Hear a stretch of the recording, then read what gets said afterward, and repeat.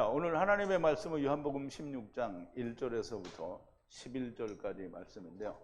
주제는 죄에 대하여, 의에 대하여, 그리고 심판에 대하여라는 그런 주제로 하나님 말씀 듣도록 하겠습니다. 먼저 말씀을 좀 볼게요. 제가 한 절 읽고 여러분도 한 절 읽고 교독하겠습니다. 그리고 맨 마지막 절 11절은 우리가 함께 봉독합니다. 내가 이것을 너희에게 이름은 너희로 실족지 않게 하려 함이니 사람들이 너희를 출회할 뿐 아니라 때가 이르면 물은 너희를 죽이는 자가 생각하기를 이것이 하나님을 섬기는 이해라 하리라. 저희가 이런 일을 할 것은 아버지와 나를 알지 못함이라. 오직 너희에게 이 말을 이른 것은 너희로 그때를 당하면 내가 너희에게 이 말 한 것을 기억나게 하려 함이요 처음부터 이 말을 하지 아니한 것은 내가 너희와 함께 있었음이니라. 지금 내가 나를 보내신 이에게로 가는데 너희 중에서 나더러 어디로 가느냐 묻는 자가 없고 도리어 내가 이 말을 함으로 너희 마음이 근심이 가득하였도다. 그러하나 내가 너희에게 실상을 말하노니 내가 떠나가는 것이 너희에게 유익이라. 내가 떠나가지 아니하면 보혜사가 너희에게로 오시지 아니할 것이요 가면 내가 그를 너희에게로 보내리니 그가 와서 죄에 대하여 의에 대하여 심판에 대하여 세상을 책망하시리라. 죄에 대하여라 함은 저희가 나를 믿지 아니하며 의에 대하여라 함은 내가 아버지께로 가니 너희가 나를 다시 보지 못하며 심판에 대하여라 함은 이 세상 임금이 심판을 받았음이니라. 아멘.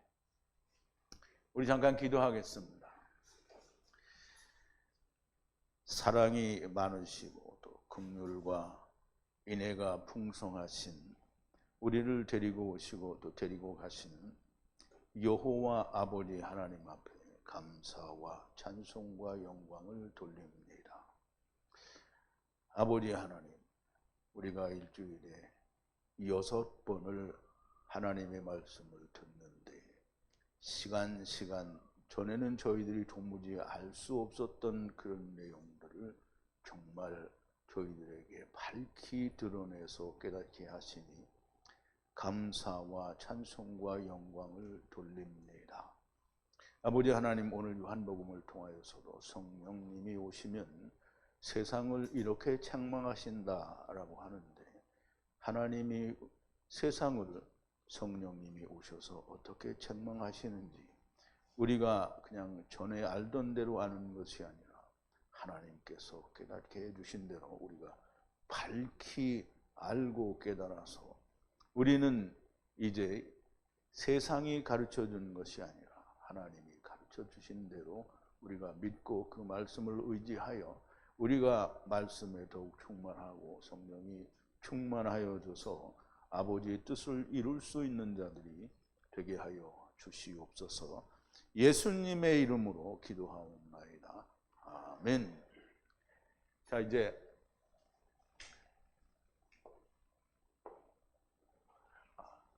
죄에 대하여, 의에 대하여, 그리고 심판에 대하여 하는 주제를 말씀드리기 전에 먼저 어제 우리가 나누었던 말씀을 좀 되새김을 해보겠습니다. 물론 어제 들으신 분도 있고 아직 동영상도 보시지 못하고 못 보신 분도 혹시 있을지 모르니까 대제사장과 장로들과 서기관들이 주님과 제자들을 미워하고 핍박하는 것은 주님을 보내신 분, 곧 아버지를 모르기 때문이다 라는 그런 말씀을 드렸고요. 또 그렇게 주님이 말씀하셨습니다. 여기서 대제사장들이란 그냥 말 그대로 유대인들의 이 율법을 가르치는 또 성전을 이제 지키는 제사장들을 말하죠. 그리고 장로들은 유대인들의 지도자들을 말합니다.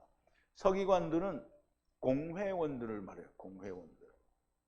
공회원들은 대제사장 한 명에 공회원들 70명이라고 얘기를 했죠. 그래서 71명이 이들이 주님과 주님의 제자를 미워한다는 거예요. 근데 원래 이들은 예수님을 기다리던 사람들인데 미워한다는 말이죠. 왜 미워하느냐? 주님을 보내신 분이 누군지를 모른다는 거예요. 주님을 보내신 분은 모세를 보내신 분인데 모세를 보내신 분이 누구인지를 이 사람들이 모른다는 거예요. 그런데 하나님이 당신의 이름을 말씀을 안 하셨기 때문에 모르는 게 아니라 말씀을 해 주셨는데 모른다는 거예요. 그 모르는 이유는 뭐냐면 자기가 원하는 게 너무 크기 때문에 하느님이 하느님을 보여주셨는데 안 믿는 거예요. 자, 모세를 애굽에 보내셔서 이스라엘을 구원하신 분이 주님을 보내신 분이에요. 이분이 하야 아세르 하야. 우리 어제 다 공부를 한 거예요. 어제뿐만 아니라 그 전에도 여러 번 공부를 했습니다. 하야는 여호와라는 말이고요. 아세르는 문이라는 의미가 있습니다. 그래서 하야 여호와를 통해서 여호와께, 또 여호와를 통해서 여호와께, 이런 뜻이에요. 그래서 우리가 그 쉽게 풀어서 얘기를 하면 이사야서 44장 6절에 있는 대로 이스라엘의 왕이신 여호와가 이같이 말하노라. 여호와의 군대를 무르는 나는 처음이고 나중이다.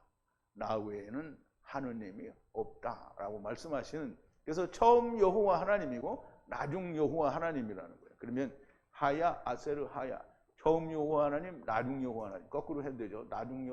처음 여호와 하나님, 나중 여호와 하나님. 어쨌든 하나님을 통해서 세상에 왔고 세상에서 다시 하나님께 가는 거예요. 그럼 왜 여기는 하나님이냐? 세상은 왜 하나님이냐? 세상이 성령과 말씀 안에 있고요. 이 세상을 하느님이 샤마임이라고 했어요. 그러므로 우리가 하나님을 떠나서 하나님께 왔다가 하나님을 떠나서 하나님께로 가는 거예요. 그러니까 이렇게 말하면 그건 난 못 믿겠다. 안 믿으면 다 음부에 가서 배우게 됩니다. 지금 믿는 게 낫지 거기 가서 배우면 아브라함 품에를 못 가잖아요. 그 첫째 부활에도 못 들어갑니다. 자, 이제 여호와 아세르 여호와고요. 처음 여호와 하나님이시고 나중 여호와 하나님이시라는 말이고요. 이 말은 첫사람 아담 안에서 또는 나중 사람 아담 안에서 이런 뜻입니다. 이것을 모르기 때문에 예수의 이름에 의해 핍박과 미움을 받게 된다는 거예요. 누가 모르기 때문에? 대제사장과 장로들과 서기관들이 모른다는 거예요. 그러면 대제사장과 서기관들과 장로들이 모르면 그럼 오늘 예수를 믿는다는 사람들이나 신학자들은 이거를 알아요? 몰라요? 모르죠. 정말 모릅니다. 주님이 세상에 오셔서 행하신 모든 일은 세상의 그 어느 누구도 할 수 없는 일입니다. 물론 귀신을 쫓아내고 병을 고치고 이게 이 세상에 접신한 사람들도 그런 비슷한 흉내를 내기는 냅니다. 그런데 주님이 하신 것과 같은 일을 동일하게 할 수 있는 존재는 이 세상에 존재하지 않습니다. 그래서 주님이 이 세상에서는 아무도 할 수 없는 일을 주님이 세상에 오셔서 하셨다는 거예요. 소경을 눈뜨게 하고 귀머거리를 듣게 하고 안전뱅이를 절름발이를 걷게 하시고 문둥병을 고치시고 죽은 자를 살리시고 모든 걸 다 하셨어요. 근데 그거 할 수 있는 사람이 세상에는 존재하지 않습니다. 그래서 세상에 마귀가 하면 귀신을 쫓아냈더니 조금 있다 다시 들어오죠. 주님이 나가라 그러면 다시 못 들어와요. 그런데 세상은 자꾸 나갔다 들어왔다 장난질을 하는 거예요. 그러므로 주님이 하신 일을 동일하게 할 수 있는 사람은, 그런 존재는 이 세상에 존재하지 않는다는 거예요. 그러면 이렇게 오직 하느님만이 하실 수 있는 일을 주님이 세상에 오셔서 하셨기 때문에 이제 유대인들아 너희는 너희의 죄를 핑계를 할 수가 없다는 거예요. 그리고 그 죄를 핑계할 수 없을 뿐만 아니라 이미 그 모든 것을 보았으니 나를 미워하고 또 아버지를 미워한다라는 말입니다. 성경에는 나는 사랑하지는 않지만 미워하지도 않고 이런 말은 없는 거예요. 사랑하지 않으면 미워하는 거고요. 미워하지 않으면 사랑하는 겁니다. 나는 미워하지는 않지만 사랑하지는 않아. 이런 건 성경에 존재하지 않습니다. 그러면 성경은 항상 생명이 아니면 사망이지 나는 사망은 아니고 생명도 아니고 중간이다. 이런 건 존재하지 않는 거예요. 그러니까 우리가 어디에 서 있는지를 알아야 돼요. 나는 중간 상태에 있다. 중간 상태가 어디예요? 중간 상태는 음부입니다. 음부. 깊은 구렁이 있는 음부가 중간 상태예요. 그럼 음부도 중간 상태지만 여전히 하나님과 하나가 되지 못한 상태예요. 그렇다고 세상에 속한 상태도 아니잖아요. 그러니까 거기가 중간입니다. 이 세상에서는 중간이 없습니다. 나는 사랑하지는 않지만 그러나 미워하지는 않아. 이거 거짓말입니다. 그런 건 있을 수 없는 거예요. 이 핍박과 미움은 성경의 기록을 이루려는 것이라고 말씀을 하시고요. 주님이 아버지께로부터 보내는 보혜사 진리의 성령이 아버지께로부터 나와 오시면 나를 증거하실 것이라. 아버지와 아들과 성령님은 하나라는 걸 이야기하는 거예요. 그래서 주님이 아버지께로부터 나왔어요. 성령님도 아버지께로부터 나왔어요. 그럼 이제 어제도 제가 말씀을 드렸지만 하느님의 나라에 있는 하느님이 계시는데 하나님 예수님이 나왔어요. 말씀이 나왔단 말이에요. 뜻이 나왔어요. 그럼 성부 하나님 안에는 뜻도 없고 말씀도 없어요? 여전히 있어요. 성령님이 거기서 나오셨어요. 그럼 이제 하늘에 계시는 아버지는 성령님이 없겠네? 아니죠. 있어요. 그러니까 아버지와 아들과 성령은 항상 하나라는 걸 얘기하는 거예요. 성령님의 증거는, 성령님이 우리를 증거한다고 그러는데 성령님이 뭘 증거하냐? 율법이 이렇게 이루어진다라는 걸 증거하는 거고, 예수님이 오셨을 때는 율법이 이렇게 이루어졌다 이걸 증거하는 거예요. 그러므로 증거궤에 있는 두 증거를 증거하는 거예요. 그러면 이제 증거궤에는 그럼 이제 돌비만 있는 줄 아는데요. 율법 안에는 주님이 있어요, 없어요? 그러니까 두 개 다 있는 거죠. 그러니까 유대인들은 뭐만 보는 거예요? 율법만 보는 거예요. 그 안에 있는 생명나무를 보지 못하는 거예요. 그러니까 성령님이 증거를 하시는데 어떻게 증거한다고요? 율법이 이렇게 이루어질 거다라고 증거하시고요. 또 주님이 오셔서 이루신다면 율법이 이렇게 이루어졌다라고 증거를 하니까 항상 두 증거예요. 손가락이 잘 안 되는데 두 증거예요. 이 두 증거판은 성령님의 가르치심이나 해석이 없이는 알 수가 없는 겁니다. 그러므로 주님이 이 두 증거를 제자들에게 주셨고요. 성령님을 보내주시는 겁니다. 이 두 증거는 최초에 주와 함께였던 자들만이 증거할 수 있습니다. 태초라는 말은 제자들이 주님을 처음 만날 때를 말하는 게 아니고요. 너희가 태초부터 나와 함께 있었다. 이 말은 태초부터 첫사람 아담 안에서 네가 왔다라는 얘기를 하는 거고요. 첫사람 아담 안에서 너희가 왔다라는 걸 알면 마지막 아담 안에서 너희가 갈 거라는 말도 알게 되는 겁니다. 그걸 모르면 나는 온 거는 아는데 가는 건 몰라. 이거는 수작이죠. 그런 말은 없습니다. 주님과 함께 온 거를 알면 주님과 함께 가는 것도 당연히 아는 거예요. 그러니까 처음 여호와 하나님은 아는데 나중 여호와 하나님은 모른다. 그건 신학이나 그렇게 말을 할 수 있는 거고요. 하나님의 말씀이 깨우쳐진 사람은 그런 말을 할 수가 없습니다. 첫사람 아담 안에서 온 것을 안다는 것이고요. 나중 사람 아담 안에서 간다라는 것을 아는 겁니다. 하야세로 하야를 안다는 것이고요. 신학은 이걸 알지 못합니다. 죽어서 까보자. 그러면 알았어, 죽어서 까볼게. 이러면 미련한 거죠. 왜냐하면 죽어서 까는 것보다 지금 미리 알고 믿으면 훨씬 좋은 거잖아요. 왜냐? 아브라함 품에 가고 첫째 부활에 들어가잖아요. 음부에 가 있으면 첫째 부활에 못 들어가요. 노아 시대 때 사람은 같지 않냐? 그럼 너도 노아 시대 때 태어나지 그랬어. 자, 이제 1절인데요. 요한복음 16장 1절입니다. 1절. 이것들을 너희에게 말하는 것은 실족하지 않게 하려 함이라. 그래서 실족하지 않게 하려 합니다. 이것들을 이야기하여 너희에게. 이것들이 뭐예요? 너희가 이렇게 핍박을 받고 미움을 당하고 그 이유는 그들이 아버지를 모르기 때문이다. 이런 모든 이야기를 하는 것은 너희가 실족하지 않게 하기 위해서 이런 말씀을 해주시는 거예요. 그런데 이런 말씀을 다 해주시니까 제자들이 실족했어요? 안 했어요? 했어요? 그래, 실족했어요. 다 도망갔으니까. 근데 성령님이 오시고 나서 실족했어요? 안 했어요? 안 했어요.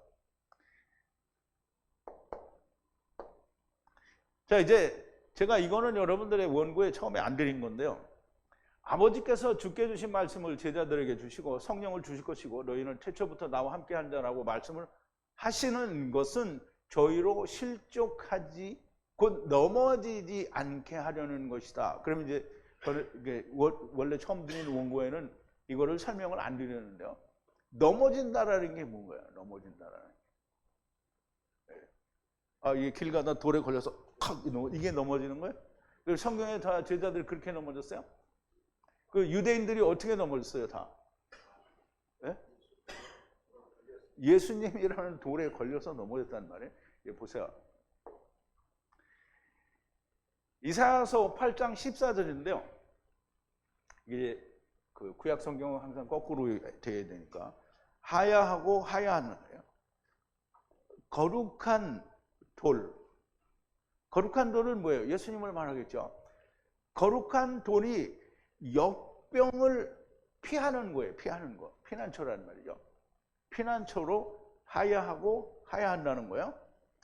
그런데 이스라엘의 집이에요. 이스라엘의 집이 두 개예요.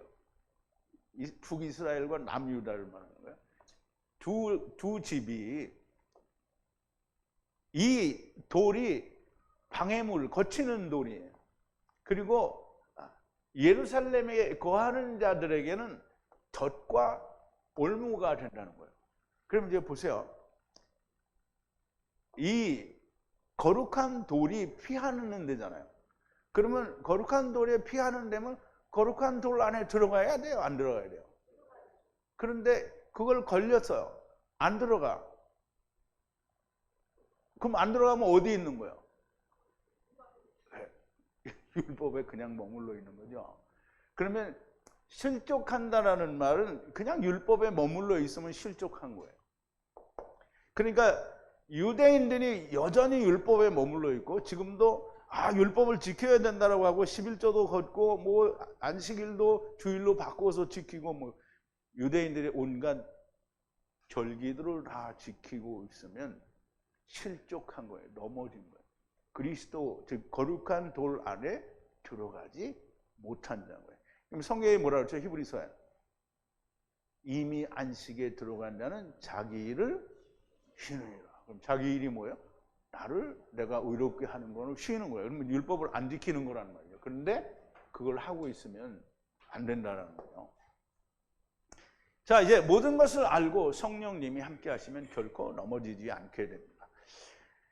너희들에게 2절인데요. 출교를 행하고 모든 자가 너희를 죽이는 때가 올 것이고 그때 생각하기를 하나님께 드리는 예배가 이렇다라고 생각할 거라는 말이에요. 누가 그렇게 생각한다는 거예요? 유대인들이 그렇게 생각한다는 거예요.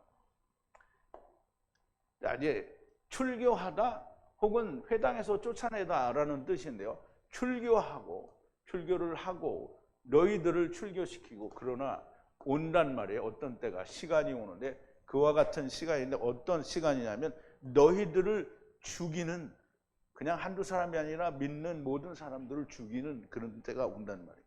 그리고 그들이 생각하기를 이것이 예배다. 하나님께 드리는 예배다라고 그렇게 생각을 한다는 거예요. 예수 믿는 사람 때려잡고 이게 하나님을 섬기는 예배다 이렇게 한다는 거예요. 그러니까 유대인들이 예수님 믿는 사람들 핍박하고 때려잡으면서 자기들은 뭐냐면 하나님께 우리는 할 일을 한다라고 생각을 하는 거예요. 이거가 하나님을 믿는 일이다라고 생각하는 거예요. 왜냐하면 예수님을 왜 때려잡았어요? 하나님의 아들이라고 해서 때려잡은 거잖아요. 그럼 하나님을 모독하는 걸 우리가 막았다는 거예요. 이게 유대인들의 생각이에요. 그럼 지금 예수님이 말씀하시기 딱 맞죠? 너희를 출교할 뿐만 아니라 그리고 너희를 죽이는 일에 던져놓고 이게 하나님께 드리는 예배다 이렇게 말을 한다는 거예요. 그런데 그렇게 죽이고 하는 게 아니라 자기가 죽어야 되는 거죠. 주님과 자기가 죽어야 되는데 자기는 죽지를 않는다는 거죠. 제자들이 핍박을 받아 결국은 이방으로 복음이 넘어가게 되고 종국에는 제자들도 믿는 형제들도 핍박을 받고 여기가 그 문맥이 잘 이어지질 않아서 말을 고쳤어요. 형제들이 미워하는 의미로 돼 있어요. 여러분 원고에는 형제들이 미워하고 핍박하고 이렇게 돼 있어요. 근데 형제들이 미워하고 핍박하는 게 아니라 제자들도 믿는 형제들도 핍박을 받고 미움을 받다가 가인이 아벨을 죽이는 것처럼 그렇게 죽임을 당하게 된다는 거죠. 그리고 당하는 일이 일어나고요. 또 이렇게 행하고는 자기들이 하나님께 예배를 드렸다라고 생각한다는 거예요. 유대인들이 그렇게 행하였고 오늘 이방인들 큰 이스라엘에서도 여전히 하나님의 말씀, 주님의 말씀을 모르고 아버지도 모르는 자들이 유대인들처럼 율법의 매인 자들이 이와 같은 일을 하면서 자기들은 하나님을 예배한다라고 생각한다라는 그런 말씀이 됩니다. 그러면 현대의 그 예수를 믿는 사람들은 뭘 가지고 그렇게 하느냐? 사람의 계명, 사람의 생각이잖아요. 사람의 생각은 뭐예요? 신학이에요, 신학. 신학으로 모든 걸 때려잡죠. 신학으로 하나님의 말씀이 이건 하나님이 성경에 말씀해 놓으셨는데 이거는 신학적으로 이 성경은 안 맞는다 이렇게 얘기를 하는 거잖아요. 검증을 해야 된다라고 하는 말은 신학적으로 볼 때 이거 안 맞아 라고 하는 거예요. 그럼 하나님의 말씀이 왜 신학에다 검증을 맡아야 돼? 그러니까 자기들은 그 말을 하면서 얼마나 하나님을 능멸하는지를 본인들이 모르는 거예요. 그러니까 어떻게 다 뒤져야 되겠죠. 자, 이제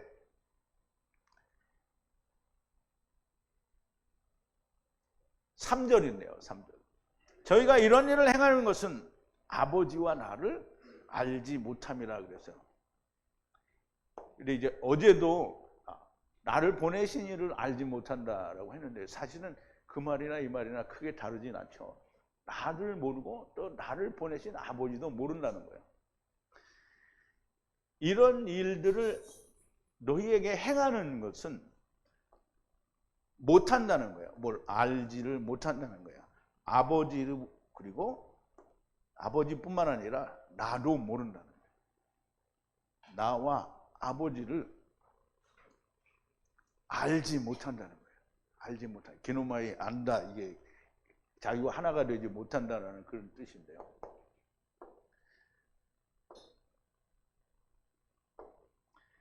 이런 일들은 출교하고 또 심지어는 죽이는 때가 이르는 그것이 이런 일들이에요. 그런 일들을 하고도 하나님께 예배를 드린다라고 믿는 것은 아버지와 나를 알지 못하기 때문이에요. 우리 중세시대에 보면 그 로마 카톨릭이 성경 누가 가지고 있으면 갖다 화형시키죠.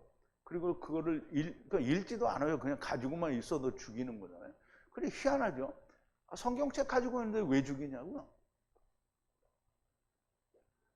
그러니까 그렇게 하나님의 말씀을 사모하는 사람들을 때려 죽이면서 자기들이 하나님의 일을 하고 있다라고 믿고 있는 거잖아요. 그게 구체적으로 나타나는 정황이 달라서 그렇지 오늘날에도 똑같은 거예요. 하나님 말씀이 아닌 신학으로 너는 정통이야, 너는 아니야. 이거 판단하는 거잖아요. 이미 어제도 자세히 공부를 했고 되새김 때에도 조금 설명을 드렸습니다. 그런 나와 아버지를 알지 못한다. 두 증거를 알지 못하니 성령이 없다라는 얘기를 하는 거예요. 그러니까 막 세상에는 전부 다 모든 교회의 지도자들이 다 어떻게 다 기름 부음 받았다고 그러죠, 자기들이. 근데 누구한테 받았을까요? 근데 성경에는 이 세상 목사들을 내가 기름 부었다 이렇게 말씀하신 적이 없어요. 그러니까 기름 부음 받았다라는 증거는 뭐냐면 그 증거는 하나뿐이에요. 성경을 하나님의 말씀을 말하느냐는 거예요. 왜냐하면 성령이 오셨다라고 하면 뭘 증거한다 그랬죠? 두 증거를 증거한다 그랬잖아요. 근데 성령이 오셨는데 두 증거를 증거하지 않고 우주 만물을 만드시는 하나님 이러면 두 증거가 아니죠. 그거는. 그리고 뭐 창세기 1장 1절 2절과 3절 사이에는 엄청난 갭이 있다 이렇게 말하는 이거 다 성경에 있는 얘기를 안 하는 거예요. 다 자기 얘기하는 거죠. 그러면 뭐예요? 자기 얘기한다는 말은 뭐예요? 성령이 없다는 거예요. 성령이 있으면 뭐 얘기한다고요? 율법이 약속이 이렇게 돼 있고 율법이 이렇게 이루어졌다. 그러면 두 증거를 말한대요. 근데 그거 말 안 해요. 심지어는 하느님 이름도 모르잖아요. 여러분 전에 교회 다닐 때 하느님 이름 알았어요? 여호와는 알았겠지. 여호와는. 근데 하야 아세르 하야 이거 몰랐거든요. 그러면 하야 아세르 하야 모르는데 성령님이 오셨다. 이건 수작이잖아요. 아니 성령님이 오셔서 가르쳐주는데 아버지 이름도 안 가르쳐주는 그런 성령님이 어디에 있느냐고요. 댓글에 보니까 어떤 사람이 이 설교하면서 왜 이렇게 소리를 지르냐 그러는데 이게 지금 소리 안 지르게 생겼냐고.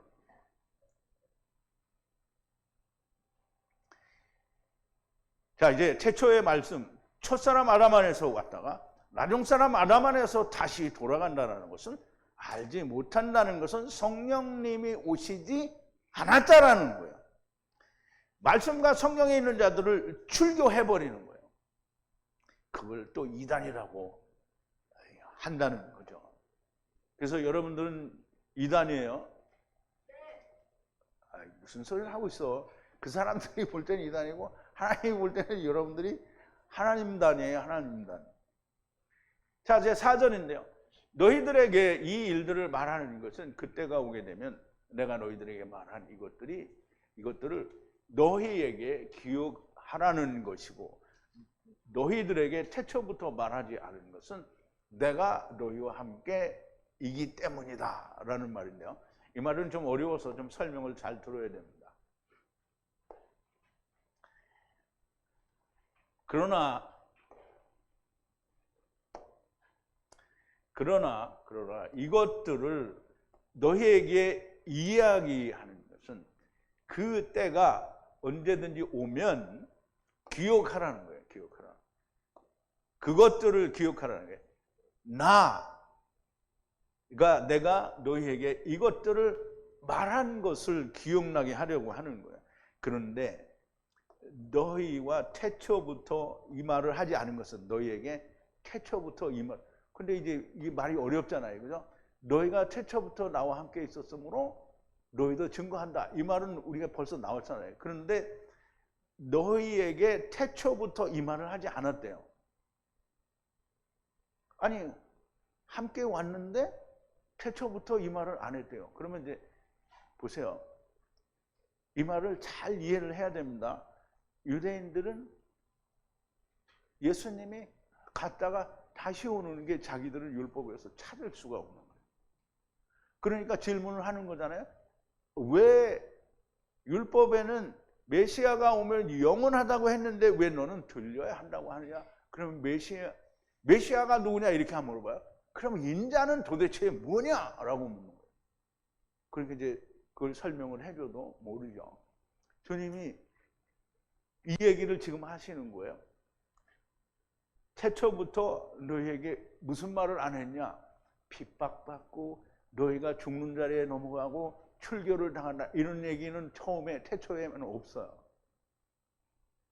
그러니까 메시아 왕국 이거 물론 성경에 구약 성경에 있어요. 근데 이 유대인들이 알고 있는 율법에는 메시아 왕국이 자기 지금 있는 현재의 나라의 메시아 왕국이 되는 걸로 이해를 하고 있는 거예요. 주님이 가셨다가 다시 오셔서 메시아 왕국이 세워진다는 것은 이해를 못하는 거예요. 그러니까 주님이 이 말을 하시는 거예요. 너희와 처음부터 너희에게 이 말을 핍박을 받고 죽고 예수님이 가시고 다시 와야 된다 이런 얘기를 처음 말씀에는 태초의 말씀에는 그게 없었다라는 거예요. 그러니까 유대인들이 그걸 모르는 거예요. 왜냐하면 너희와 자꾸 건드려서 너희와 함께이기 때문이라는 게 지금. 그러면 주님이 유대인들하고 같이 있잖아요. 근데 그 말을 하는 거예요, 이게? 그게 아니고 태초의 말씀에는 너희와 함께 영원하다고 그렇게 기록이 되어 있기 때문에 처음부터 말을 하지 않았다라는 얘기를 하는 거예요. 근데 유대인들의 생각이 틀렸다라는 말을 주님이 하시는 게 아니에요. 내가 너희와 함께 영원하리라고 했기 때문에 갔다 오는 거를 유대인들이 모른다는 거예요. 그런데 제가 옛날에 그 유대인의 혼인 예식을 설명을 하면서 설명을 드린 적이 있어요. 하느님의 아들이 자기의 신부를 구하기 위해로 와서 신부들을 정하고 나면 다시 가서 적어도 1년, 2년 후에 그 신랑의 아버지가 가서 신부를 데려오니라 이렇게 하면 오는 거예요. 그러니까 성경의 태초의 말씀에는 그게 없더라도 유대인의 혼례 가운데에 주님이 가셨다가 다시 오신다라는 말씀이 들어있는 거예요. 그리고 율법에만 볼 게 아니라 구약에 말씀하신 모든 선지자의 말을 잘 들으면 갔다가 다시 온다라는 말씀이 분명히 있습니다. 너무 명확하게 있어요. 그런데 주님은 유대인들이 그 말을 이해를 못한 것에 대해서 변명을 해주시는 거야. 내가 너희와 함께 있겠다고 했기 때문에 너희가 모른다라는 말이에요. 태초부터 말하지 않았다라는 말씀은 두 증거에는 이렇게 출교를 당하고 죽임을 당하는 일까지 자세히 기록되지는 않았다라는 말씀으로 그렇게 이해가 됩니다. 왜냐하면 주님이 너희와 함께이기 때문이라고 하신 말씀은 주님이 함께인 것으로 되어 있기 때문입니다. 그래서 사실 구약에는 하나님의 성령을 부어주실 것이라는 약속이 많이 있습니다. 그러나 두 증거에는 주님이 율법을 성취하시고 아버지께 가셨다 다시 온다라는 것이 유대인들에게는 보이지 않는다는 거예요. 유대인들이 오해를 하는 이유로 여기 있는 겁니다. 우리는 이미 구약의 선지자들의 약속에 의해서 이스라엘은 멸망을 받을 것이라는 것을 볼 수 있었고요. 주님이 다시 오신다는 것도 잘 압니다. 그러나 유대인들은 자기들의 멸망과 다시 오시는 예수님에 대해서 모릅니다. 그러나 주님이 가셨다가 다시 오셔야 하기 때문에 그 기간에 핍박과 미움이 있는 것이고요. 그러므로 주님은 가셔야 하고 성령님을 보내셔야 하기 때문에 이렇게 말씀을 하시는 겁니다. 두 증거에는 이런 핍박과 출교, 죽이는 말씀이 없다는 거예요. 그래서 항상 주와 함께인 것으로 그렇게 되어 있기 때문에 유대인들이 오해를 할 수 있고 또 이렇게 항상 주와 함께인 것으로 그렇게 되어 있기 때문에 유대인들이 오해를 할 수도 있고 또 예수님은 그거를 인정해 주시는 그런 말씀을 하시는 겁니다. 자, 5절인데요. 지금 나를 보내신 이에게로 가는데 나에게 어디로 가시느냐 너희가 아무도 묻지를 않는다라고 했어요. 주님이 어디로 가시는지를 몰라요. 그러니까 유대인들이 모르니까 제자들도 몰라요. 그러니까 어디로 가십니까? 이거를 묻지를 않는 거예요. 지금 물러간다는 거예요. 이 물러간다라는 말은 아버지께 다시 돌아가는 거를 말해요. 나를 보내신 이에게로 물러가는데 아무도 너희가 묻지를 않는다는 거예요. 어디로 물러가는지를 묻지를 않는다는 거예요. 그러니까 성경에 율법에는 이렇게 주님이 아버지께로 갔다가 다시 온다라는 거를 유대인들은 성경에서 찾지를 못할 수밖에 없다라는 거예요. 그러니까 제자들이 주님께서 어디로 가시나이까? 라고 물어야 되는데 그걸 묻지 않는다는 거예요. 하느님의 뜻과 예정 안에서는 새 때 그리고 새 때 그리고 새 이래로 모든 것이 자세히 예언되어 있으나 두 증거, 그 율법, 유대인들이 가진 율법을 통해서는 주님이 가셨다가 다시 오시는 것이 잘 이해가 되지 않는다는 거예요. 그래서 유대인들이 주님께 반문하죠. 이거 여러분들이 잘 아시는 성경 구절이에요. 이에 무리가 대답하였는데 우리는 율법에서 그리스도가 영원히 계신다 함을 들었거늘 너는 어찌하여 인자가 되려야 하리라. 인자가 누구냐?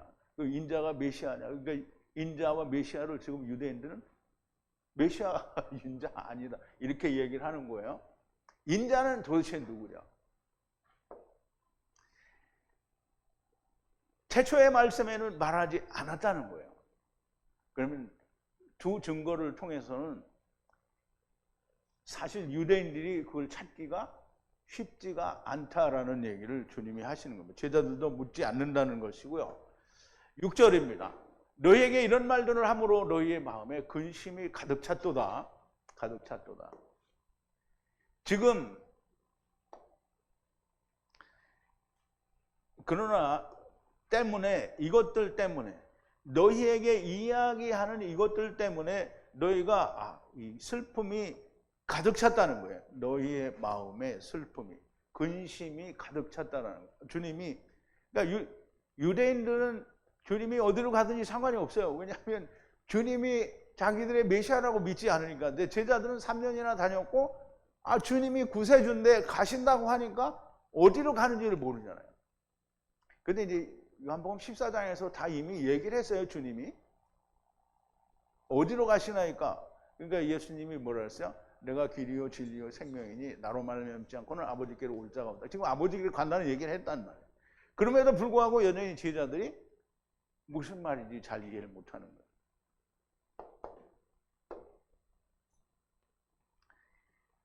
핍박받는다, 죽임을 당한다, 그러나 나는 간다고 하시니 제자들의 마음에 근심이 한가득입니다. 누구라도 그렇겠죠. 여러분들은 지금 이제 다 아니까. 그런데 유대인들처럼 처음 주님을 만나서 열심히 3년 동안 배워가지고 가신다니까. 성령을 보내주시겠다고는 하는데 성령이 뭔지도 잘 모르고 주님이 그냥 같이 있다가 가신다니까. 그러면 도대체 메시아 왕국은 어떻게 되는 거예요? 그러니까 이제 사도행전 처음에 물어보잖아요. 주여, 이스라엘을 회복하심이 이때니까. 지금 제자들도 여전히 지금 기대하고 생각하는 거는 메시아 왕국이 지금 당장 이루어지는 것으로 이해를 하고 있는 거예요. 그러니까 주님이 그걸 지금 설명하는 거예요. 너희들이 내가 너희와 함께 영원히 있겠다라고 했기 때문에 그걸 잘 모를 거라는 거예요. 모르는데 그래서 지금 이야기를 하는 거예요. 그때가 당하면 너희가 이거를 기억나게 하기 위해서 말을 하는 거예요. 7절인데요. 그러나 내가 진실로 너희에게 이르노니 내가 떠나가는 것이 너희에게 유익이라. 만약 내가 떠나가지 않으면 보혜사 성령님이 오시지 않을 것이요 내가 가면 그를 너희에게로 보낼 것이라.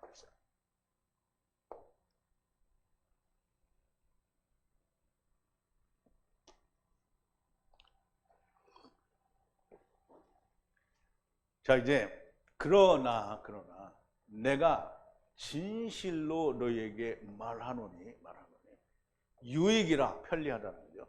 너희에게 유익이라. 내가 떠나가는 것이 너희에게 유익이라는 거야. 만약이 아니고요, 만약입니다. 만약 내가 가지 않으면, 떠나가지 않으면 보혜사, 위로자가 오시지 않을 것이요 너희들에게 오지 않을 거라는 거예요. 그러나 만약 가면 보낼 거다라는 거예요. 그를, 성령님을 너희들에게 보낼 거라는 거예요. 누가 보내겠어요? 예수님이 보내는 거죠. 말씀은 항상 성령님과 함께 일을 하셔요. 그래서 이제 우리가 창세기에서도 이제 보문하지만 창세기 18장에 에노시 하느님이, 세 분 하나님이 오셨잖아요. 하나님이 사람의 모습으로 나타나는 게 창세기 18장에 처음 사람의 모습으로 보이신 거예요. 그러니까 세 분으로 보셨는데요. 한 분은 아브라함과 남아있고요. 그 다음에 두 분은 소돔과 고모라를 멸하러 가셔요. 멸하러 가시는데 누가 가신 거냐면 말씀 하나님과 성령 하나님이 가신 거예요.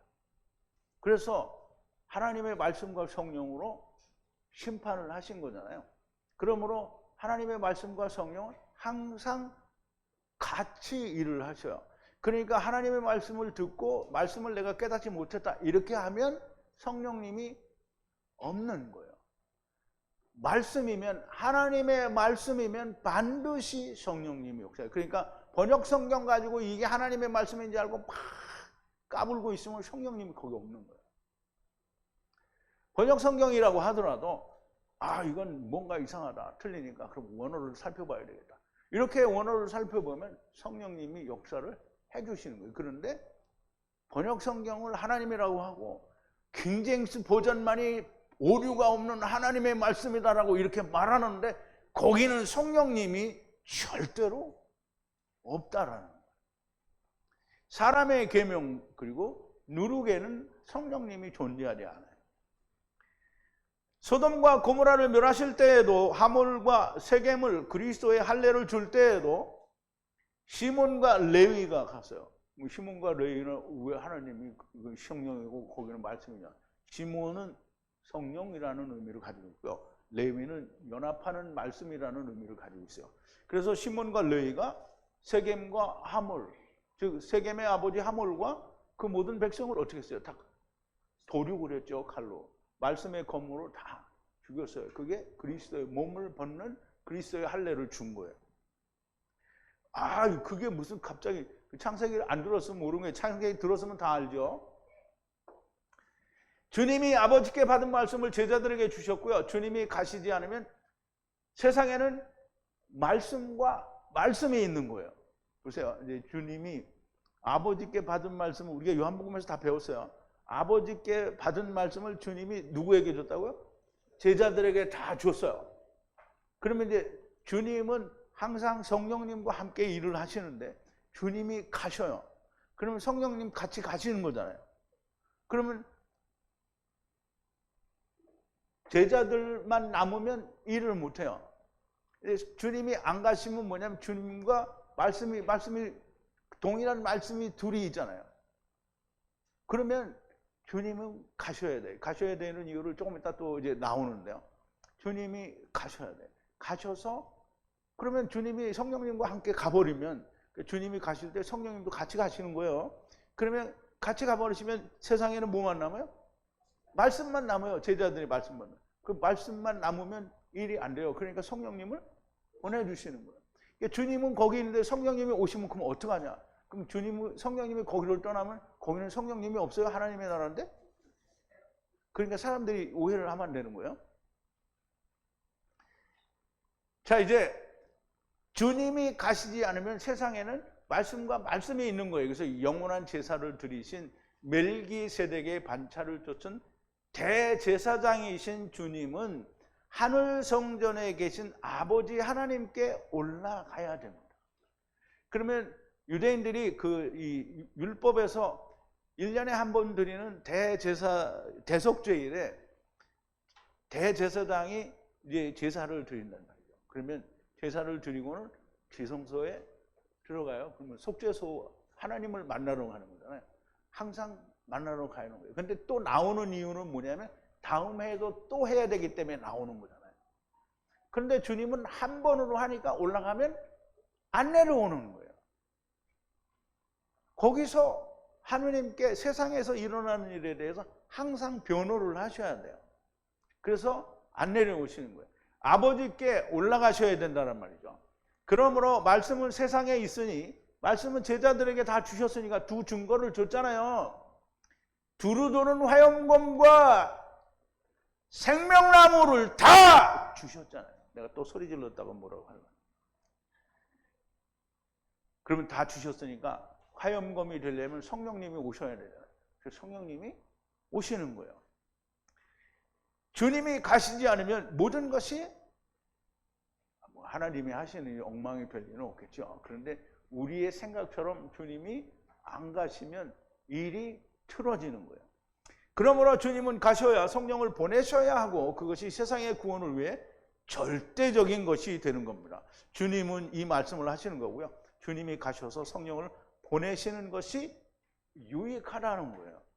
여러분 지금 하나님 말씀을 이만큼 깨닫고 보니까 주님이 가시는 게 유익했어요? 안 유익했어요? 주님이 안 가시고 유대 나라에 계시면 여러분들이 어떻게 이 말씀을 알겠냐고요. 성령님이 역사를 하시니까 아는 거예요. 그래서 주님이 가셔서 성령님을 보내시는 것이 유익합니다. 8절인데요. 오셔서 세상을 책망하시리라. 죄에 대하여, 의에 대하여, 심판에 대하여 책망하시리라 그러는데요. 그리고 성령님이 오셔서 그가 책망을 하셔요. 어디를 책망해요? 세상을 책망하는데 딱 세 가지밖에 책망을 안 해요. 그러면 성령님이 책망하시는데 야 너는 왜 이렇게 열심히 안 했어? 뭐 이런 거 책망 안 해요. 왜 헌신 봉사를 안 했어? 왜 헌금을 조금밖에 안 내냐? 뭐 이런 거 책망 안 한단 말이에요. 그러니까 그럼 헌금 안 내도 되나 보다 이렇게 하고 안 내면 안 돼요. 낼 건 내야 됩니다. 자, 이제 세상을 책망하신다는 거예요. 책망하신다. 죄에 관하여. 그리고 의에 대하여. 의는 이제 디카이오신이라고 해서 제데크, 공의를 말해요. 제데크도 공의입니다. 그리고 심판에 대해서, 이 심판은 샤파트가 아니고요. 미시파트를 말해요. 그럼 이제 공의를 말하는 거죠. 미시파트도. 그러나 이제 공의는 공의로 심판을 하는 거기 때문에 심판이라고 하는 거예요. 세상을 책망하신다라는 말은 에베소서에도 보면 책망하는 것보다 빛으로 드러나라니 그랬거든요. 그럼 이제 책망이 뭐냐면 이 어두움의 일을 빛을 쫙 비춰요. 그러면 어두움의 일이 빛이 비춰지면 다 드러나겠죠? 그게 책망이에요. 그래서 다 드러나서 잘못됐으면 어떻게 해요? 고쳐야 되겠죠? 그걸 책망이라고 하는 거예요. 여기서도 그래. 세상을 책망하는 거예요. 세상이 성령이 없으니까 몰라요. 성령님이 오셔서 말씀을 풀어주면 빛이 되는 거예요. 그래서 빛이 비춰지니까 죄에 대해서 잘못 알고 있는 거를 고쳐주는 거예요. 그럼 이제 죄에 대하여라 하면 뭐냐? 이제 다음에 나오죠. 그럼 책망하는 거예요. 책망한다라는 말은 드러낸다라는 말씀인데 잘못 알고 있는 것을 드러낸다라는 말씀입니다. 흑암에 빛이 비치면 모든 것이 밝게 드러나게 되고요. 말씀에 성령이 오시면 빛이 됩니다. 이 성령님과 말씀이 세상이 알고 있는 죄와 의와 심판에 대하여 빛으로 비춰준다는 거예요. 빛으로 비춘다. 이 죄에 대하여라면 나를 믿지 않는 것이요 그랬어요.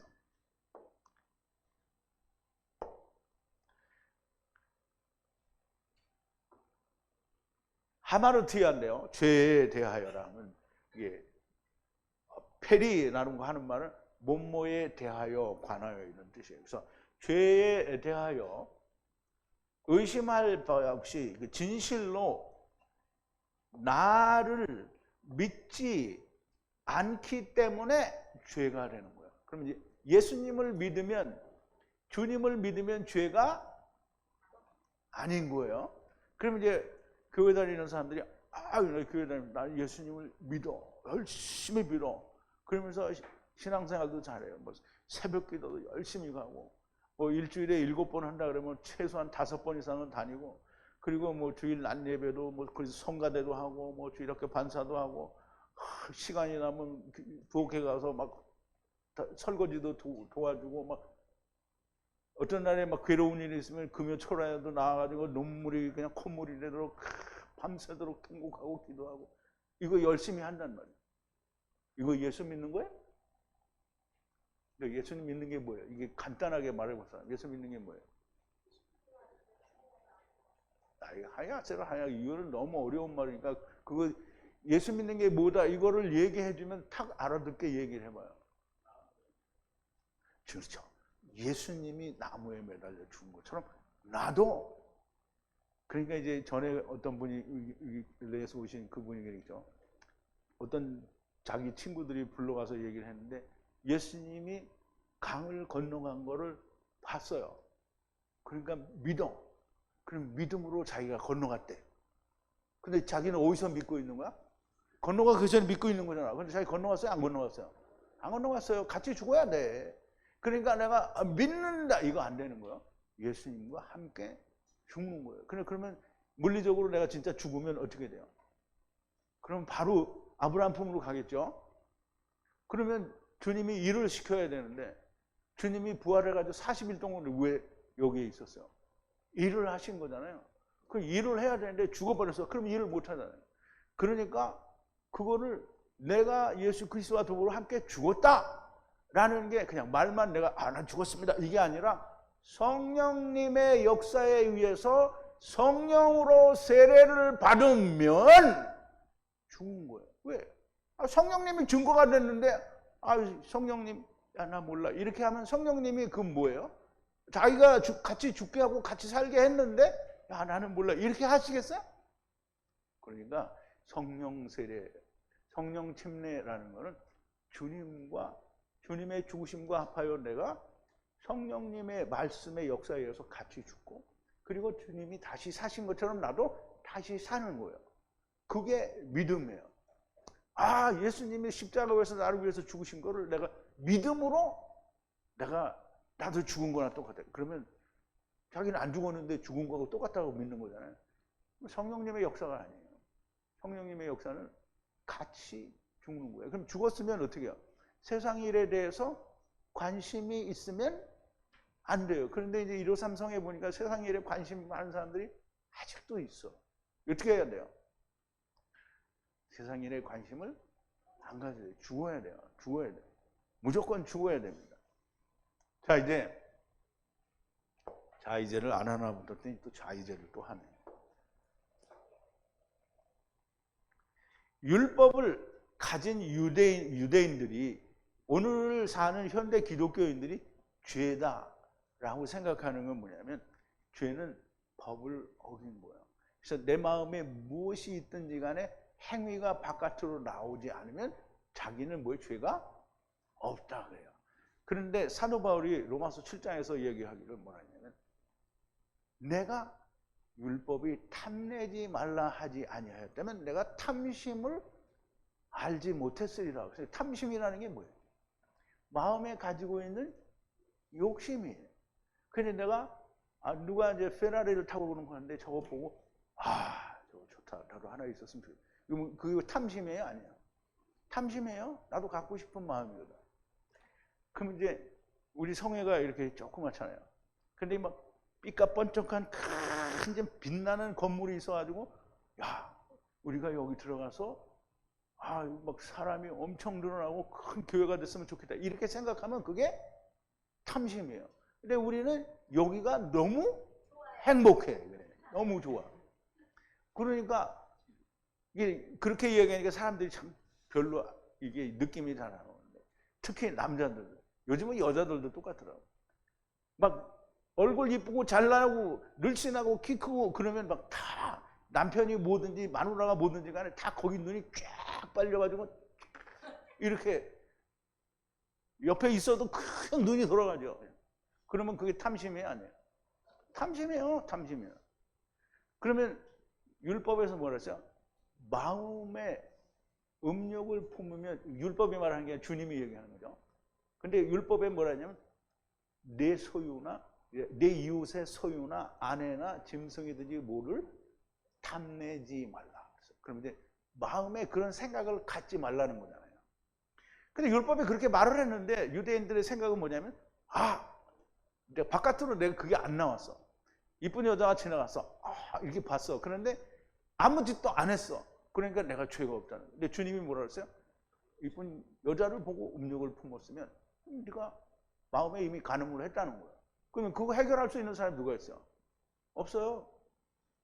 그러니까 주님이 뭐라면 그럼 죽으라는 거죠. 그래서 죽는 거예요. 근데 정말 큰 오해예요. 사람들이 탐내지 말라고 하는 말씀을 지킬 수가 없는 겁니다. 마음에는 있으나 밖으로 나오지 않았기 때문에 죄가 아니라고 생각하는데 탐내지 말라는 것은 마음에 그런 것을 갖지 말라는 거예요. 그러므로 마음에서조차 그런 것을 갖지 않을 수 있는 육체는 없는 거예요. 그러므로 주님이 그것을 아시고 그것을 깨닫는 자들이 살 수 있도록 나무, 그 선악을 알게 하는 나무에 매달려 죽으신 것이고요. 너도 이렇게 죽으면 영이 나와서 살게 된다라는 말을 하시는 거예요. 그게 주님을 믿는 거고요. 이걸 안 믿는 게 주를 믿지 않는 거예요. 그러니까 교회 열심히 다니면서 이것도 하고 저것도 하고 막 열심히 하는 거 그거 예수를 믿는 게 아닌 거예요. 그래서 주님이 내 죄를 다 가져가신 거를 알아. 그런데 그거는 원죄를 가져가셨고 자범죄는 내가 회개해야 된다. 이런 개똥 같은 소리를 하면 주님을 믿는 게 아닌 거예요.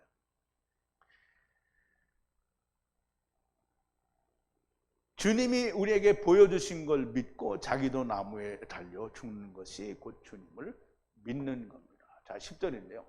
의에 대하여라 하면 나의 아버지께로 떠나가기 때문에 나를 더 이상 볼 수 없음이라 그랬어요.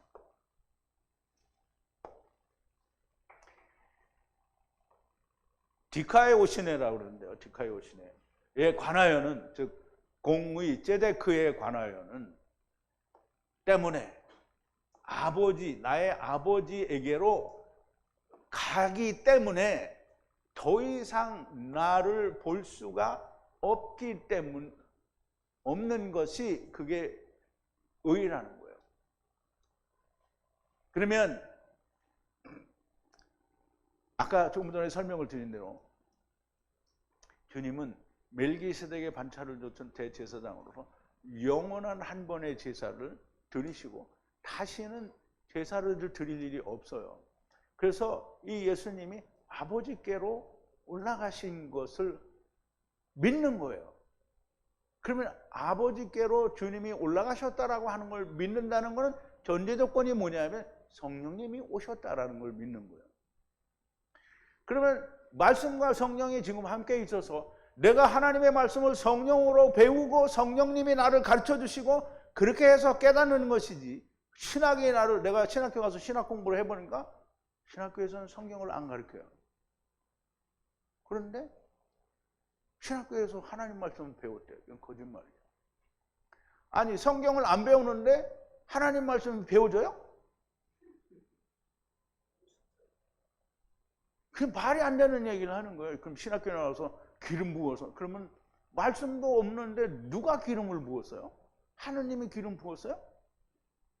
하느님은 기름 부은 적이 없어요. 근데 사람들이 하느님이 기름을 부어줬다라고 말을 해요. 근데 그거를 그럴 리는 없어, 그러고 안 믿으면 되는데 다 사람들이 믿어요. 그러니까 그냥 거기에 막 콕꾸여가지고 다 그걸 믿고 있는 거잖아요. 주님이 아버지께 올라갔다라는 그 말은 성령님이 오신다라는 말씀과 동시에 무슨 얘기냐면 제사가 한 번으로 끝났다는 거예요. 다시 드릴 제사가 없다는 거예요. 그러니까 회개하면, 구약에서 우리가 분명히 알아야 되는 게, 구약에서 회개는 뭐냐면 제사예요.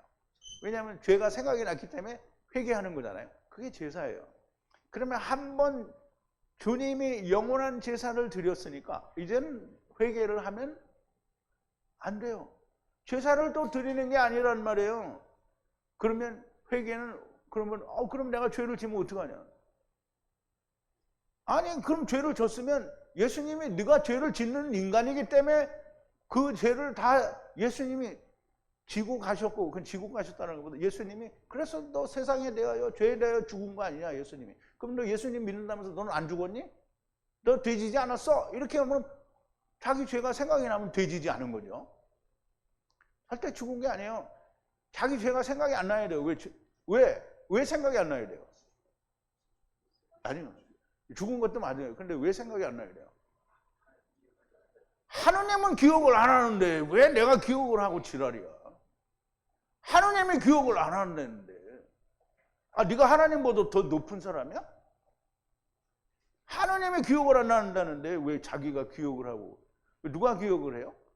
신학이 기억을 해요.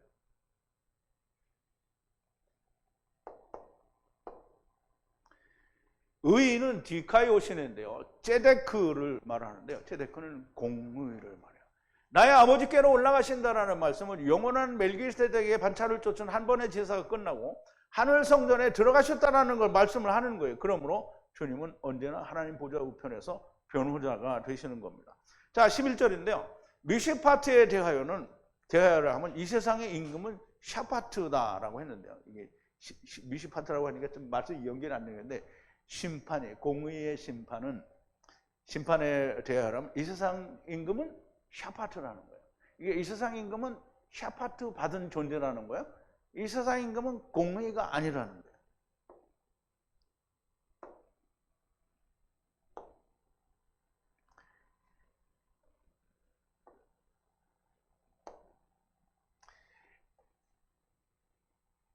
이제 크리시스라고 하는데, 크리시스는 히브리어로는 미시파트를 말해요. 미시파트는 말씀으로 심판해버린 걸 말하는 거예요. 샤파트는 그냥 율법으로 너는 잘했어 잘못했어 이걸 판단하는 걸 말하는 거예요. 공의는 미시파트는 누가 하는 거예요? 내가 미시파트를 해요? 그리고 예수님이 말씀으로 샤파트를 다 했어요. 그럼 예수님이 뭐라고 샤파트를 했냐면 내가 율법에 대해서 죽었어. 그러니까 모든 사람들이 나와 같이 죽으면 죄가 없다. 이거를 공의의 샤파트에 그게 미시파트라는 말이에요. 미시파트에 대하여라 하면 통치자, 이 세상의 임금은 샤파트라는 거예요. 그러니까 샤파트는 율법의 심판을 샤파트라고 하는데요. 그럼 이 세상 임금은 샤파트라는 거예요. 그러면 율법을 가지고 있는 상태라는 거잖아요. 율법을 가지고 있는 상태는 살아있는 거예요? 죽은 거예요? 살아있는 거예요? 율법을 가진 상태는 죽은 거예요. 선악을 알게 하는 나무를 먹고 세상에 온 상태는 죽은 상태예요. 아버지를 떠났잖아요. 그런데 예수 안에 들어가면 어떻게 된 거예요? 산 거예요. 산 거. 그래서 이제 우리가 이 말씀을 좀 잘 이해를 해야 되는데요. 당연히 심판은 미시파트라는 말씀인데요. 이 세상 임금은 심판받은 상태에 있다라는 말을 하는 거예요. 이 말씀은 샤파트 받은 이 세상 임금과 그 자식들이 다 미시파트 안에 있다라는 그런 의미가 됩니다. 그래서 역설적인 표현을 우리가 얘기하면 공의로 말미암아 이 세상 임금과 그에 속한 모든 샤파트들은 공의의 심판을 받게 될 거다라는 뜻도 같이 가지고 있는 거예요. 그러니까 이 의미가 없다고 하면 예수님께서 요한복음 6장 39절에서 아버지께서 내게 주신 자를 내가 하나도 잃어버리지 않고 마지막 날에 다 다시 살리리라고 하신 이 말씀은 날아간 거예요. 그런데 전제 조건이 아버지께서 내게 주신 자는 하나도 잃어버리지 않고 다 살리리라고 하시는데 40절에는 뭐라고 하냐면 먼저 믿는 자들은 뭐예요? 구원을 받는다는 거예요. 그러니까 다 구원하시는데 먼저 믿는 자들이 카탄들이 존재한다라고 하는 걸 얘기하시는 거예요. 그러니까 구원은 하나님이 다 구원하시는데 먼저 믿는 자, 먼저 믿는 자들이 누구예요? 딴소리 할 줄 알았더니 153이에요. 153. 그런데 세상에 예수 믿는 사람들은 어떻게 가르칩니까? 교회 나오고 열심히 신앙생활하고 잘 섬기고 봉사하면 믿음이 좋다 이렇게 얘기를 하죠. 그렇죠? 그리고 또 그런데 죄는 어떻게 하느냐고 하면 날마다 그냥 그런 얘기하죠. 자기 전에 회개 기도를 안 하면 자다가 죽으면 어떻게 지옥 간다 이렇게 한다는 말이죠. 참 되게 웃기는 거죠. 날마다 회개하면 된대요. 그래서 날마다 회개하면 여러분들 회개해 보니까 죄가 없어졌어요? 안 없어졌어요?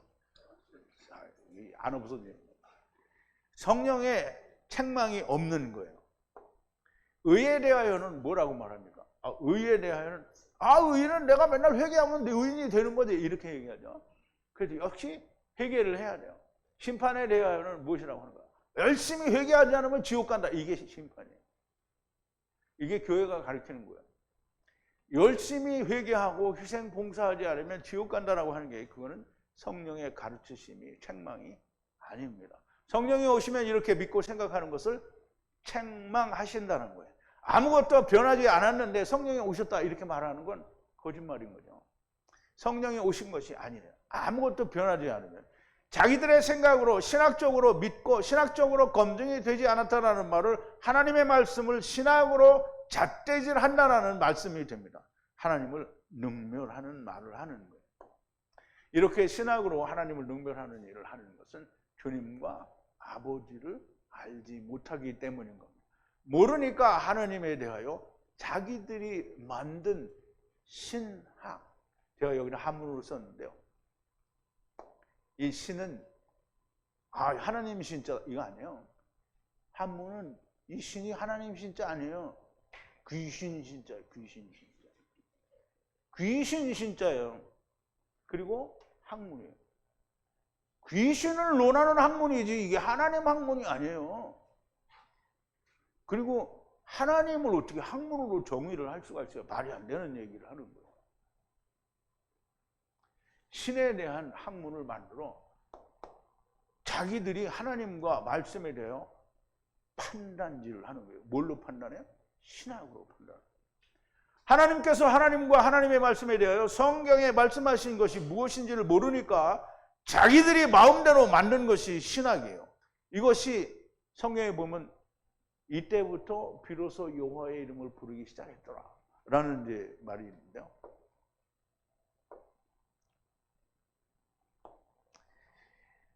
셋, 그는 이제 셋은 후예요. 후. 예, 셋 역시 후가 뭐예요? 아들을 낳았어요. 그리고 불렀어요. 뭐라고 불렀냐면 에트, 이름을 에노스라고 불렀어요. 에노스. 그리고 시작했어요. 그래서 여기는 두 개를 써놨는데 더럽히다, 시작하다. 이게 두 가지 의미가 다 있어요. 불렀어요. 이름을 불렀어요. 누구의 이름을? 여호와의 이름을. 잘 생각해 보세요. 지금 하나님, 예수 믿는다고 하는 사람들이 여호와의 이름을 알아요.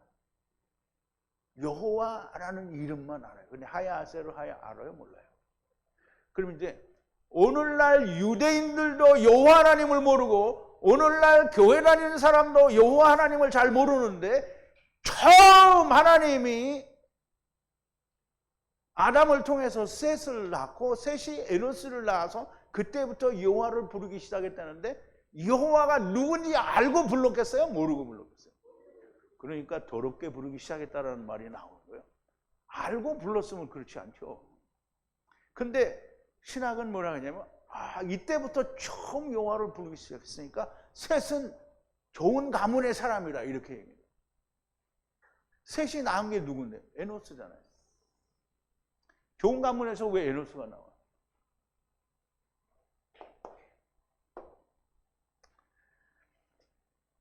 에노시는 에노시에서 유래가 된다는데요. 에노시는 뭐냐면 연약하여 죽을 수밖에 없는 존재라는 뜻을 가졌어요. 그러면 에노스라는 이름이 연약하여 죽을 수밖에 없는 존재니까 하느님을 만나라는 뜻인데 연약하여 죽을 수밖에 없는 인간이 여호와의 이름을 막 들이 불러대면 뭐예요? 잘못 부르는 거죠. 주님이 오셨을 때에도 하나님을 모른다고 하시는데 이때 여호와의 이름을 불렀다는 것은 자기들이 원하는 대로 여호와를 불렀다는 것이고요. 알려지지도 않은 여호와의 이름을 부른다는 것은 자기 마음대로 불렀다라는 거예요. 이것을 더럽게 부르기 시작했다라는 것이고요. 이것을 다시 시내산에 오니까 또 이지랄을 하는 거잖아요. 백성이 모세가 산에서 내려오며 더딤을 보고 모여 아론에게 이르되 가로되 일어나 우리를 인도할 신을 우리를 위하여 만들라. 이 모세 곧 우리를 애굽 땅에서 인도하여 낸 사람은 어찌 되었는지 알지 못함이니라. 그러니까 모세가 어떻게 되는지 모르잖아요. 하느님도 모르고 모세가 어떻게 되는지 몰라요.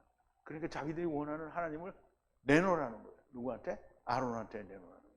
그러니까 아론한테 내놓으라니까 아론이 어떻게 했어요? 줬어요. 그러니까 니네들이 가지고 있는 금을 가져오라는 거예요. 금을 가져왔어요. 그래서 만들었어요. 그게 금송아지예요. 아론이 그들에게 이르되 너희 아내와 자녀의 귀에 금고리를 빼어 내게로 가져오라. 모든 백성이 그 귀에서 금고리를 빼어 아론에게 가져오매 아론이 그들의 손에서 그 고리를 받아 부어서 각도로 새겨서 송아지 형상을 만드니 그들이 말하되 이스라엘아 이는 너희를 애굽 땅에서 인도하여 낸 너희 신이라. 이제 보세요. 너희 아내와 자녀의 귀의 금고리를 빼오라. 그러면 이 사람들의 귀가 할례 받은 귀예요? 아니면 그냥 자기 귀예요? 그러니까 그 귓구멍으로 뭘 듣기를 원해요? 자기들이 원하는 걸 듣기를 원하잖아요. 그러니까 자기들이 귀고리를 다 가져왔어요. 그래서 만들어서 금송아지를 만들었어요. 그 금송아지는 뭘 얘기해요? 자기가 원하는 것만 말하는 게 금송아지예요. 자기가 원하는 하나님은 금송아지고요.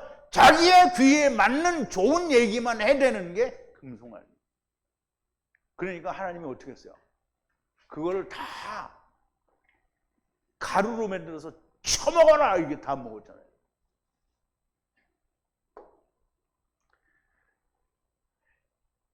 주님이 이 시내산에서 이지랄을 하더니 주님이 오셨을 때에도 하더니 오늘 이방인의 시대 곧 큰 이스라엘에서도 이 XX를 하고 있는 거예요. 신학을 만들었다는 것은 곧 이스라엘이 금송아지를 만들었다는 것과 조금도 다르지 않은 거예요. 하나님을 모른다라는 말이에요. 하나님의 말씀이 들리지 않고 하나님의 말씀을 전하는 자들을 핍박하고 미워하는 것은 자기들의 신학이 말하는 하나님을 여호와라고 믿기 때문입니다. 하느님의 생각과 사람의 생각은 하늘과 땅이 다른 것처럼 다르다고 하셨어요. 그렇기 때문에 악인은 그 길을, 불의한 자는 그 생각을 버리고 여호와께 돌아오라고 했는데 아무것도 안 버리고 여호와께 돌아오는 거예요. 이제 너희 목마른 자들아 물로 나오라. 돈 없는 자도 오라. 너희는 와서 사 먹되 돈 없이 값 없이 와서 포도주와 젖을 사라. 이게 뭘 내고 사는 게 아니에요. 내가 무슨 일을 했기 때문에 그 값을 주는 거 아니에요. 그냥 다 값 없이 사고. 근데 값 없이 먹는데 다 자기 생각으로 먹잖아요. 하나님이 주시는 대로 먹으면 돼요. 너희가 어찌 양식 아닌 것을 위하여 은을 달아주며 배부르게 못할 것을 위하여 수고하느냐. 나를 청종하라. 그리하면 너희가 좋은 것을 먹을 것이며 너희 마음이 기름진 것으로 즐거움을 얻으리라. 나를 청종하라. 누구를? 여호와를 청종하라. 너희는 귀를 기울이고 내게 나와 들으라. 그리하면 너희 영혼이 살리라. 귀를 기울이지 않죠. 여호와 하나님께 안 나온다. 너희의 영원한 언약을 세우리니 곧 다윗에게 허락한 확실한 은혜니라. 내가 그를 만민에게 증거로 세웠고 만민의 인도자와 명령자로 삼았었느니 네가 알지 못하는 나라를 부를 것이며 너를 알지 못하는 나라가 네게 달려올 것은 나 여호와 네 하나님 곧 이스라엘의 거룩한 자를 인함이니라. 내가 너를 영화롭게 하였느니라. 자, 이제 잘 보세요. 너희는 여호와를 만날 만한 때에 찾으라. 가까이 계실 때에 그를 부르라. 악인은 그 길을, 불의한 자는 그 생각을 버리고 여호와께 돌아오라. 그리하면 그가 긍휼히 여기시리라. 우리 하나님께로 나오라. 그가 널리 용서하시리라. 여호와의 말씀에 내 생각은 너의 생각과 다르며 내 길은 너희 길과 달라서 하늘이 땅보다 높음 같이 내 길은 너희 길보다 높으며 내 생각은 너희 생각보다 높으니라. 근데 사람들이 주님이 여호와께서 그러잖아요. 얘기하는 지금 이스라엘에게 이야기해요. 악인은 그 길을, 불의한 자는 그 생각을 버리래요. 안 버리고 쉬는 학을 만드는 게 사람들이에요. 버려야 되는데 안 버려요. 버리면 신학을 만들지 않죠. 안 버리니까 이걸 만드는 거예요. 누구에게 돌아오라고 하시는가? 누구에게 너는 돌아오라고 하시는 거예요? 하느님을 모르는 이스라엘에게. 오늘은 누구에게? 하느님을 모르는 큰 이스라엘 이방인들에게 너희는 내게 돌아오라. 돌아오라. 어떻게 돌아오라? 불의한 길을 버리고 악한 생각, 악한 길을 버리고 불의한 생각을 버리라는 거예요. 근데 이거 안 버리고 오잖아요. 다 버리고 와야 됩니다. 여러분들은 다 버리고 오셨나요? 아멘, 할렐루야. 자, 오늘도 요한복음이 좀 길어졌는데 우리 잠깐 기도하시겠습니다. 거룩하신 여호와 아버지 하나님, 감사와 찬송과 영광을 돌립니다. 우리는 오랜 세월을 예수를 믿는다고 하고 교회도 다녔고 하나님의 말씀을 듣는다고 수없이 많은 목사들의 강의와 설교를 들었었습니다. 그러나 하나님이 주시는 참 진리의 말씀은 우리가 어디에서도 들어볼 수 없었고 오직 하나님의 진리의 말씀을 성령님을 통하여 우리가 원어 성경, 히브리어 성경과 헬라어 성경을 통하여 우리가 듣고 배우게 되었습니다. 아버지 하나님, 이렇게 들려주시는 하나님의 말씀들이 얼마나 큰 감동이고 또 그 얼마나 큰 생명으로 저희들에게 다가오는지 아버지요, 저희는 그저 감사와 찬송과 영광을 돌릴 뿐입니다. 아버지요, 우리가 가야 할 길이 아직도 머니 우리가 잠시도 머무르지 말고 우리가 더욱더 열심을 내고 하나님께 더욱 뜨거운 마음을 가지고 말씀을 더욱더 사모하고 말씀이 충만하고 성령이 충만하여 사도들처럼 또 집사들처럼 우리가 하나님의 말씀을 전하고 증거할 수 있는 자들이 다 되어지게 하여 주시옵소서. 예수님의 이름으로 기도하옵나이다. 아멘.